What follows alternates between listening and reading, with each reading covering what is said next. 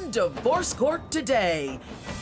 After 4 years of dating, Tanisha and Isaiah got engaged. But are they ready for marriage? She says he is dishonest, disinterested, and a lousy provider. Isaiah thinks Tanisha cannot be trusted. Does this sound like a marriage made in heaven? Tanisha Bonner and Isaiah Moore have brought their dispute for Judge Lynn Toller to resolve. Testimony in divorce court before your vows starts now. Ms. Bonner, Mr. Moore, you two have been knowing each other for 4 years. You got engaged 4 months ago, but you're not sure you want to get married. You came here, you gave me a compatibility test, you both told me about your issues, you gave me a copy of your marriage license, which you gave me the right to tear up should I think that this union is ill-advised. And I gotta tell you, after I read what I read, I almost lit this sucker on fire before we even got out here. You look like two really nice people, though. So we're gonna get through this thing. I'm gonna clear my mind. I'm gonna move any matches that may be nearby, and I'm gonna talk to you. Ms. Bonner, after 4 years of dating and 4 months of being engaged, why are you concerned that this marriage won't work? I'm concerned that the marriage won't work because Isaiah he has a lot of issues. Okay. And the number one is communication. He can't seem to communicate with me about anything. If I have a problem, he try to brush it off or wait till the next day to bring up something new, like it's just put in the past. So let's say you brought up an issue. You know, I'm concerned about how much money we're spending. What would be his typical response? Oh, don't worry about it. It'll come back around. Money isn't an issue. Mainly because I make the money. Mm-hmm. I'm the one who's working all the time. So he ain't worried because he didn't pay anything. Well, he worked, but he can't keep a job. I don't pay anything. Okay, Mr. Moore? He worked, but he can't keep a job. Okay. And I don't know how he's losing these jobs, and I don't even know how he's picking them right back up. I don't even get into it no more. I just be like, it is what it is. It is what it is. At the end of the day, I'm going to be the one coming out of my pockets. Mr. Moore, why don't you address her concerns with respect to finances? She seems to believe that you are chronically, not unemployed, but sporadically Tanisha employed. is spoiled, you know? Tanisha is very unappreciative. Hang on. Tanisha's... Hang on. Go ahead. Lord have mercy. I I asked you to explain your employment situation, and you responded with a barrage of complaints about her. I understand. Do you see that as problematic? I understand, yeah, absolutely. Okay. In the current moment, I feel like I'm a host at a restaurant. If I don't make enough money for Tanisha's, you know, if I bring a check home and Tanisha don't like that pay stub, it's a problem. She'll start an argument about it, you know. Hang on, Mr. Moore. No gender roles. Mr. Moore? What am I asking you about? Just give me an idea. You basically just asked me, how do I feel about Tanisha's? She commented on my financial stability.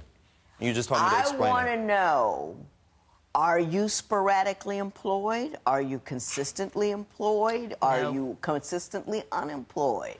I want to know factually what your economic situation is. I get money. I don't. If he get it, he ain't sharing it. I don't believe in, you know, keeping a part-time job, Your Honor. With much respect, I do respect the jobs that I have, you know, but if there have been instances, she's right about that I have lost my job, you know, but I'm right back on my feet immediately. So you lose a job, but you get another one real quick. Absolutely. How come you keep losing them? That's the scary part, I think.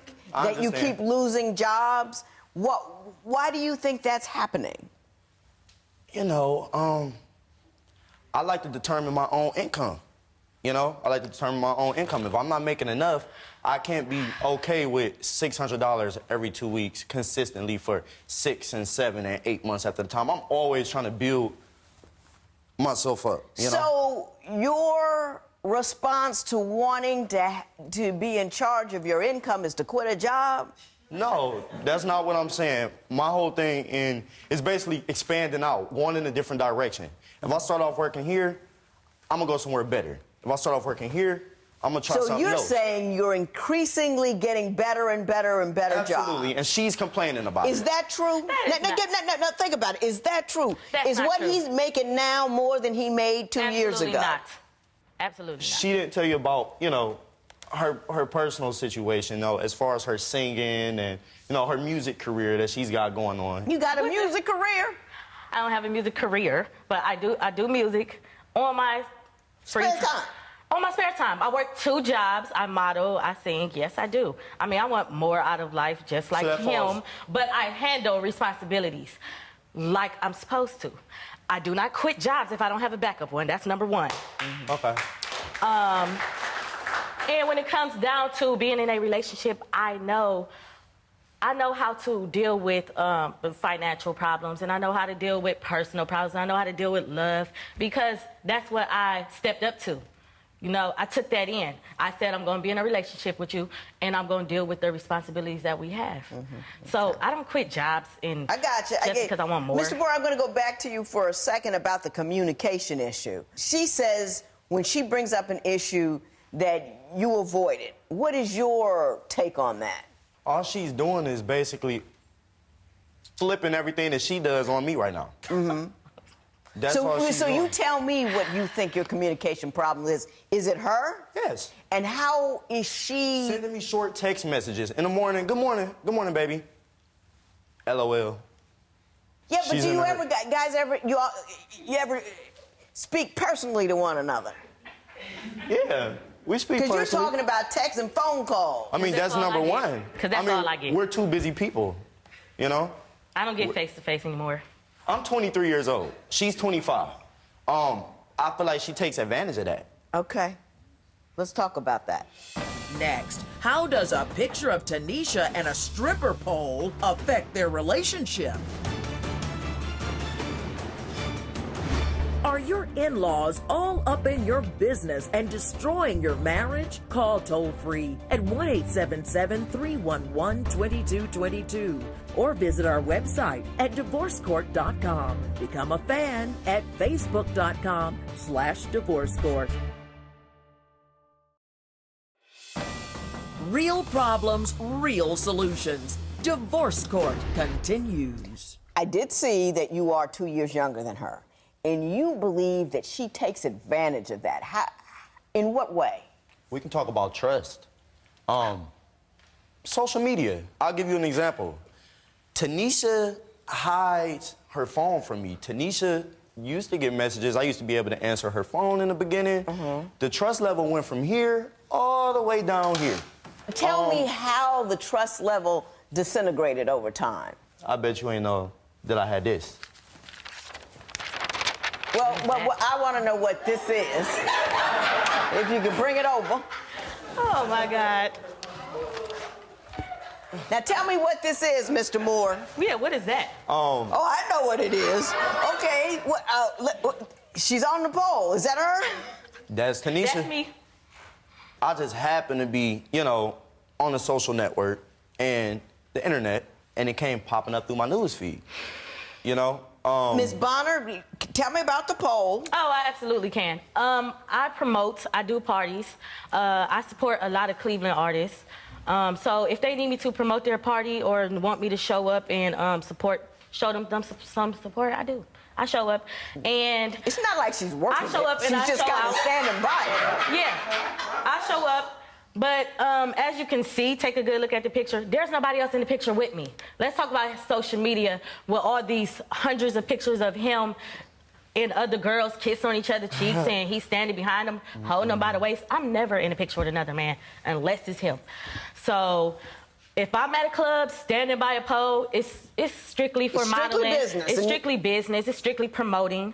I don't never have a man behind me. Ms. Bonner, let me ask you this. You say you're putting in 100% worth of effort in your papers, and you say you're putting in 100% of effort, and both of you say that the other one's putting in 0, which I find fantastic. But why don't you tell me about the efforts that you've put in to maintain the romance in the relationship? Okay, well, I'm the one who always wants sex. I'm just gonna put it out there like that. Apparently, he's not feeling me in that type of way anymore. So I try to do little things on my free time. Like, for example, I called off of both of my jobs one day. It was like a random Tuesday or Wednesday, and I went to do something special for him. So I got a hotel room with a jacuzzi. I put some rose petals on the bed. I put it inside the jacuzzi. So here I am waiting. 11:30 come, 11:30 come, and he's like, oh, well, my job needs to keep me a little longer. I'm like, well, look, I rented the room. I'm here till tomorrow. You can come after. I end up falling asleep. I wake up at 8 in the morning. I'm still there by myself. I got 2 missed calls from him, one at 2 a.m. and one at 3 a.m. No text message, no voicemail, explaining nothing, just 2 missed calls. Mr. Moore, what happened? She made it like, oh, baby, be here at 10:30, 11 o'clock. I'll be waiting for you, when it really wasn't like that. It was more so, your curfew is at 10:30. Be here at this address. Did she say your curfew? Did she say that? She says your curfew. She's my mother. When she was trying to sexually entice you, she called up on the phone and said, you got a curfew. I was at work. I had things to do. I told Tanisha, I never told her. I was in a hotel room with rose petals and a bath, and I told my husband he's got a curfew to get to it, he'd be there. You know, I didn't know she had. Curfew wouldn't matter to him. All he wanted to know was all of that. Yeah. When Divorce Court Before Your Vows continues, what secrets will the compatibility test reveal? Do you think that Tanisha and Isaiah will change the way they communicate and save their relationship? Call 1-800-282-1991 to vote now and see if America agrees with your opinion. You'll also receive some valuable offers. Call now. If you would like your case heard on Divorce Court, call us toll-free at 1-877-311-2222 or log on to our website at divorcecourt.com and join the conversation on Twitter at Divorce Court. Divorce Court Before Your Vows continues. I'm going to give you 90 seconds to tell me what it is about Mr. Moore that makes you want to marry him, despite the concerns we have just discussed. So go. Okay, well, he's very supportive in what I want to do out of life. He never down-talk me. He's like there 100%, I'll say that. And he actually shows effort, like when he really needs to. He'll really show that he's there for me. Mm-hmm. And he just, You're struggling over there, Miss Bonner, I gotta say. I mean, he put up with a lot. Yes, I am an attention hogger, and yes, I do want everything. I want to be a baby, and he's there in that type of way, like I want him to be. I just wish it was more, but I love him because me and him got a lot in common, and we just been through everything, and he's like very supportive with me, and he's patient sometimes with me. But I love it. Okay. He just got a little flaws as far as financial and talking to me. Okay. Whew. That was tough. Mr. Moore, why don't you give me 90 seconds on why Miss Bonner is the woman for you? The first day I met Tanisha, we fell in love over and over and over again. I still got love for Tanisha, and I want to spend the rest of my life with her. I mean, she can sing, I can sing, she know how to dress, I know how to dress. She get money, I get money. But sometimes it might not be enough for her, you know? Tanisha is very outspoken. I'm very outspoken, you know? We've got a lot of differences, too, and a lot of those differences, you know, is the reason why I'm here today, you know? I feel like if she worked at a lot of stuff that she got going on and I work at a lot of stuff that I got going on, we could eventually make it work, you know what I'm saying? But it's just a lot of stuff they gotta change. You know what I'm saying? What I got to do with you loving me? Mr. Moore, I thought there was no way in the world you could have done a worse declaration of love than Ms. Bonner, but you pulled it off.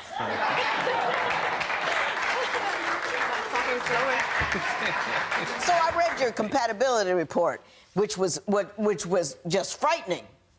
He wants to be head of the household. You say, no, he can't be head of the household. No. You got to be on the same page about that, or that'll never work at all. You, Mr. Moore, when I asked you, list 5 things that are wrong with you, you know what you said? There's nothing wrong with me.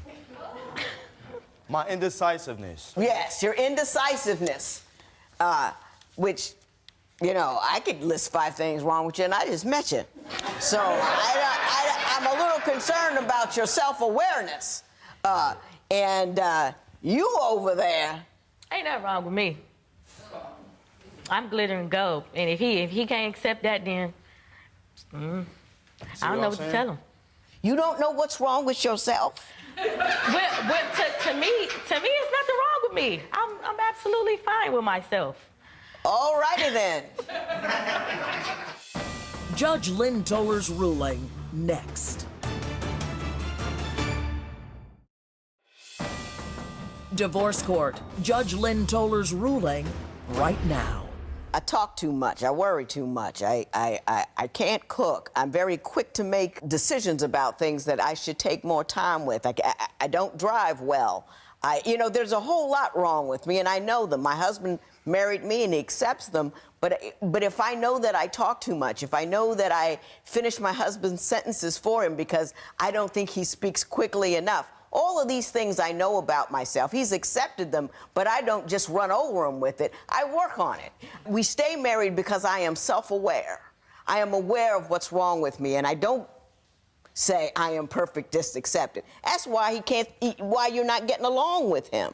If you were perfect, I mean, it's just crazy. Mr. Moore, you are not self-aware either. You're very immature, nice guy, you're very funny, cannot hold a conversation to save your life. The reason that you guys don't communicate, one reason is you don't ever answer a question. I ask you a question, you know, what time of day is it? And then you tell me the grass is green. It's just, it's woo! I got something I want to say. You can't have a conversation with somebody. You cannot communicate with people unless you listen to them and discuss what the topic is that they raise. I understand. And you don't do that. You with me? You're right. I'm with you. Yeah. I'm on the bandwagon. You on the bandwagon, or you on my husband's, oh, I'll just say yes to her to keep her quiet bandwagon. I know when that one's pulling out of the station. Ms. Bonner, no one who thinks they're perfect should ever get married. It's a failure waiting to happen. Because if you think you're perfect, you won't adjust, you won't compromise, you won't communicate, you won't do anything because you think you're perfect and he needs to adjust to who you are. That is a selfish, self-centered, unworkable marriage, and not only should you not marry him, you should not get married till you get it together. If you can't list 5 things that are wrong with you, you need to go somewhere and have somebody list them for you. Because you'll never be married. You two have absolutely no business whatsoever getting married. I'm not going to tear this up because I am going to burn it. I'm going to find me some matches and I'm going to watch it go up in flames. You're good people, but you're immature and you're all about yourselves. You don't know how to give it all. Both of you said in your papers that you said you were giving 100% and he was giving 0. You're saying you're giving 100% and she was giving 0. That means you're 100% confused about what's going on. You are 100% unaware of what is happening. You're 100% unaware of who you are, and you are 100% failing to understand what it is to be in a relationship. You have absolutely no clue. You're talking past each other. It's crazy. You both need to go home, get yourself together, find out what's wrong with you. You go to school, get an education or something like that. But whatever you do, please don't get married. And if you do get married, don't come here for the divorce, because I don't want to see it. This matter is adjourned. Tanisha and Isaiah agree with the judge that they don't listen to each other and have committed to improving their communication. Post a comment or submit your case at divorcecourt.com or call toll-free 1-877-311-2222. Follow us on Facebook and Twitter at Divorce Court.